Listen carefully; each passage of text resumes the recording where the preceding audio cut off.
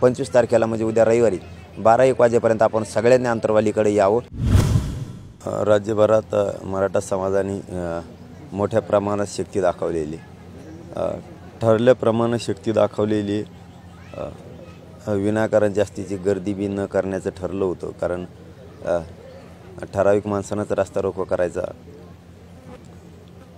जाणून बुजून वरून षड्यंत्र करून लोक गुंतवले जाऊ नयेत म्हणून, आणि विद्यार्थ्यांसाठी पण ठरल्याप्रमाणे रस्ता रोको सगळीकडे शांततेत झाला आहे। काही ठिकाणी काय झालं आहे काय नाही याचा पुरा आढावा आज संध्याकाळपर्यंत 8-9 वाजेपर्यंत सगळं येईल सगळीकडून। बदनापूरला का झालं, लाठीचार्ज मराठ्यांवरती का केला, शांततेत बसलेलं असताना काय कारण होतं असं, का स्वतःच्या पदाबद्दलचा जास्त गर्व होता की काय होतं, हे याचा सगळं आता सगळं येईल लक्षात आढावा। आणखीन माझ्यापर्यंत ते आलेलं नाही, परंतु का लाठीचार्ज केला का नाही केला, जाणून बुजून मराठ्यांवरतीच अन्याय का केला जातो याचा सगळा चर्चा होईल आज संध्याकाळी।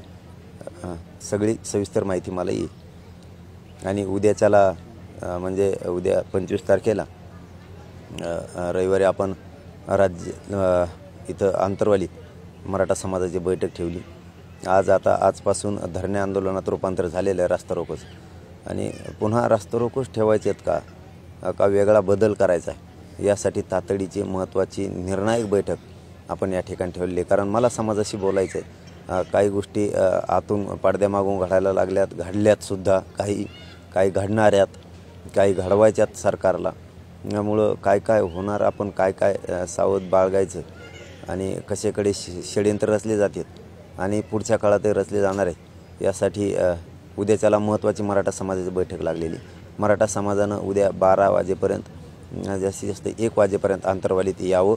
आपल्याला आपल्या समाजाला न्याय द्यायचा आहे, आपल्या मायबापा मराठा समाजाला न्याय द्यायचा आहे, आपल्या समाजाच्या गोरगरीब लेकरांना न्याय द्यायचा आहे, त्यांना त्यांच्या हक्काचं ओबीसीतून आरक्षण मिळवून द्यायचं। त्यामुळं मागं कुणीही सरकायचं नाही, ते मिळेपर्यंत सगळ्यांना ताकदीनं आपल्या लेकरांसाठी आपल्या जातीसाठी एकजूट राहायचं आहे आणि उद्याच्याला बैठकीला पण यायचं। काय एक दिवस काम बुडालं तरी चालेल, परंतु सगळ्यांनी बैठकाला हजर राहून समाजाला पुढच्या आंदोलनाची किंवा न्यायाची दिशा कशी द्यायची यासाठी आपण एकत्र बसलं पाहिजेत। आणि वेळोवेळी बैठका घेतल्याशिवाय निर्णय घेता येत नसतात, आणि नवीन काही बदल असले तर बैठकाशिवाय ते शक्य नसतात। म्हणून आपण बैठकाच्या माध्यमातून एकमेकाला मार्ग देऊ शकतोय, म्हणून बैठका आवश्यक आहेत। त्याच हिशोबाने निर्णायक बैठक उद्याच्याला लावली आपण मराठा समाजानं उद्या रविवारी म्हणजे 25 तारखेला 12 वाजता अंतरवालीत यावं सर्व मराठा बांधवांनी।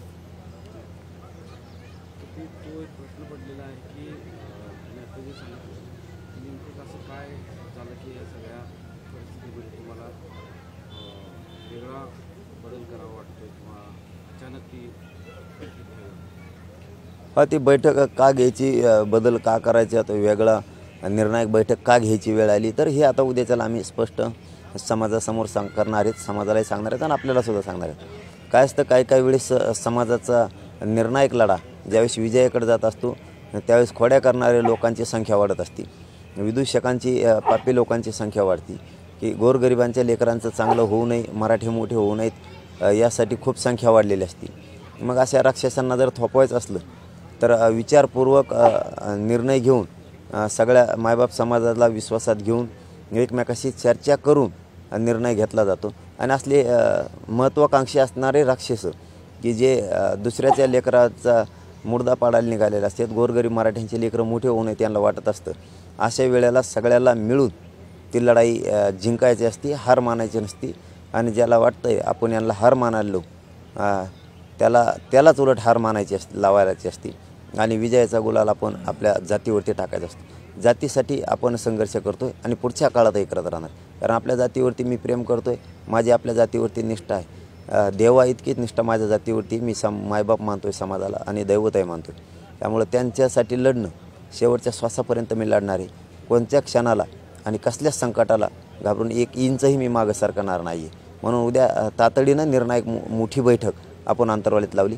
मराठा समाजानं आज जे रास्ता रोको झालेत त्याचे रूपांतर आज संध्याकाळपासूनच गावात आपण आपल्या धरणे आंदोलनात साखळी उपोषणात करावेत, आणि 25 तारखेला म्हणजे उद्या रविवारी 12-1 वाजेपर्यंत आपण सगळ्यांनी अंतरवालीकडे यावं, ही सगळ्यांना माझी विनंती आहे। कारण निर्णायक बैठक आणि पुढचे पुढच्याला आता मात्र हरवायचं म्हणजे हरवायचं, राक्षसाला हरवायचंच असतं, त्याला कधीच जिंकू द्यायचं नसतं.